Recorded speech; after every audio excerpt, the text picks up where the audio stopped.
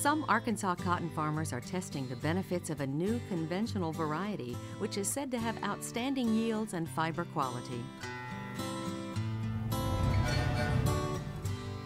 In 1994, Bt or glyphosate-resistant cotton was introduced so farmers could grow varieties with built-in pest and weed control, reducing the need for expensive chemical applications.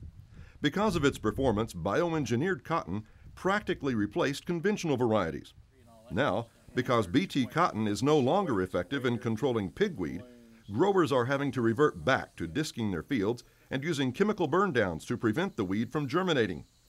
And since the Bt trait is not needed for worm control in east, central, and northeast Arkansas, industry leaders urged the University of Arkansas to develop a conventional variety that does not include the technology fees associated with Bt cotton. It's called UA48, at a cost of $25 to $30 an acre to plant the crop. Compared to around $120 for transgenic varieties, it makes planting a crop more affordable. It helps you in the beginning because we don't know what's going to happen. Once we planted this year, we saw wind, we saw hail, lots of rain, flooding. When you're $120 into a crop and that happens, it hurts a lot more than if you're just $25 or $30 in at planting. So that provides a little room to add more money later in the season if we need to. Tom Barber, cotton specialist for the Division of Agriculture, says other qualities that make UA48 attractive are its fiber quality and that it has a shorter growing season. It doesn't have built-in pest and weed control, so those costs will need to be factored in later. But it gives farmers an option they haven't had in years. I believe it has a niche fit, and it may just be over 10% of a producer's acreage. It gives them an option.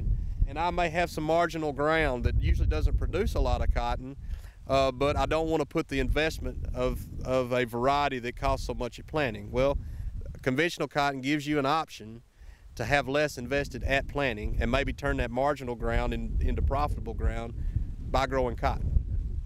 Laudies Brantley of England planted 50 acres of UA48 this year.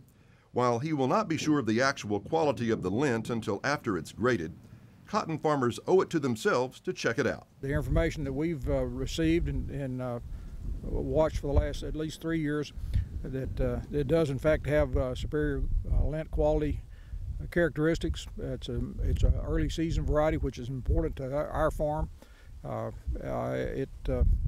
And a relatively high yielder, which all those components together equal income. Limited amounts of UA48 seed were sold by the Division of Agriculture, and Barber says about 1,000 acres were planted statewide. The university has offered it for licensing by a commercial company, which is in the process of producing more seed for the 2012 growing season.